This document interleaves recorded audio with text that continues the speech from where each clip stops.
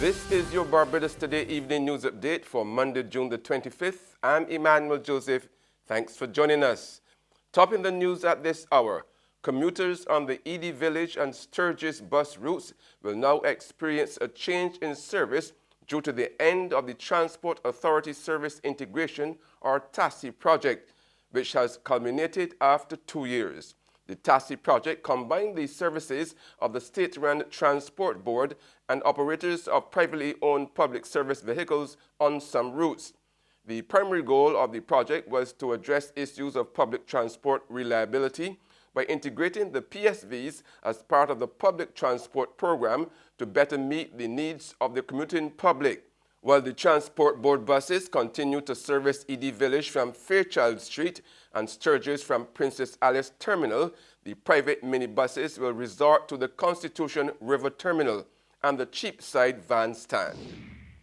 The Barbados Manufacturers Association is concerned about the impact the taxes announced in government's recent budget will have on the viability of the sector. President Robert Noel said in a release today that the BMA is particularly worried about those taxes on fuel and water.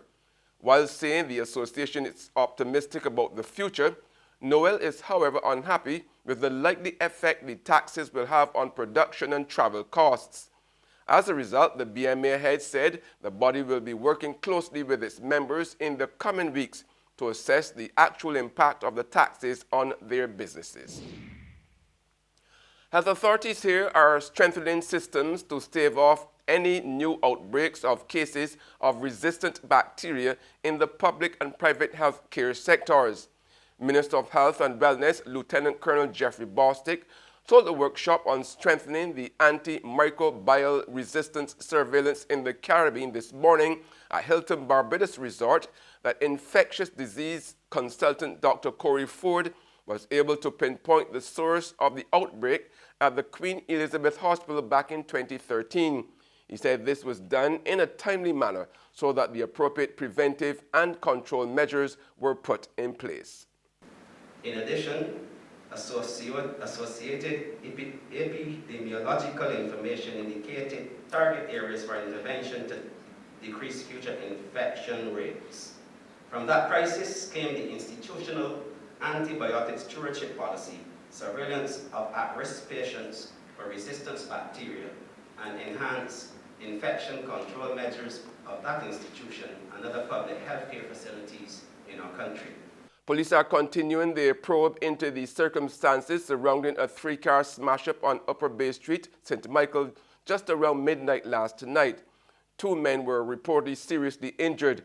Cedric Allen, the driver of one of the cars, sustained a broken foot and other injuries, while the second occupant, Shea Allen, complained of excruciating pains about his body.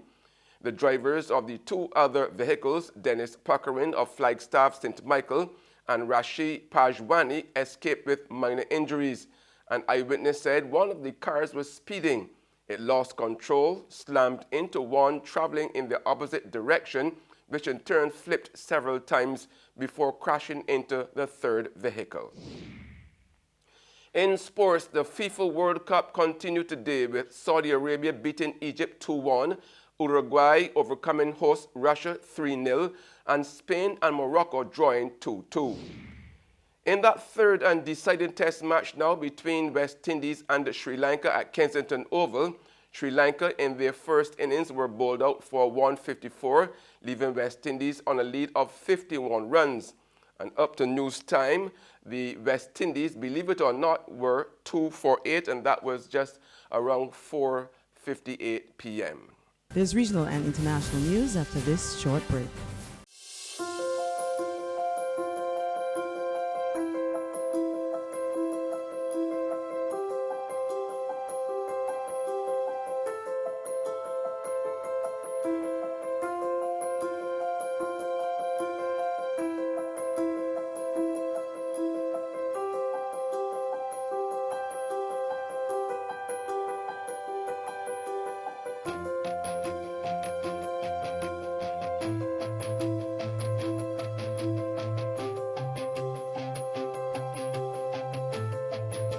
Barbados Today, news you can trust.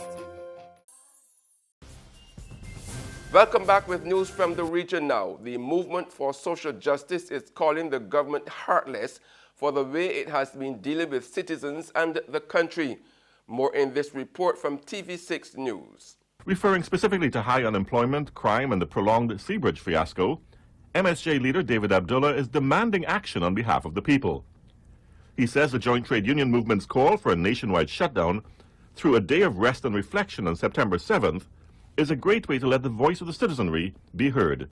And on the international scene, President Donald Trump lashed out on Monday at a Democratic congresswoman who urged Americans to confront members of Trump's inner circle in public as tensions rose over the Republican president's hardline immigration policy.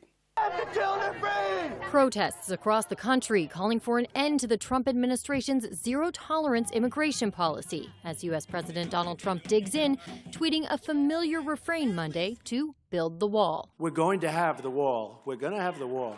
We've already started it. The president igniting a backlash of criticism after eschewing due process Sunday, suggesting in a tweet, quote, "When somebody comes in, we must immediately, with no judges or court cases, bring them back from where they came."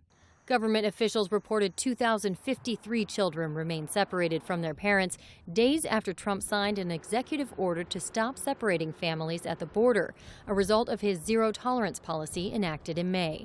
And that's news and sports, but for the very latest, visit our website at www.barbadostoday.bb. You can also subscribe to our e-paper email updates or like us on Facebook and sign up for our breaking news alerts via WhatsApp. We are also on Izumi Media in bus terminals, as well as screenplay at supermarkets and gas stations near you. You can also hear us on Mix 96.9 FM. I'm Emmanuel Joseph. Have a fantastic evening.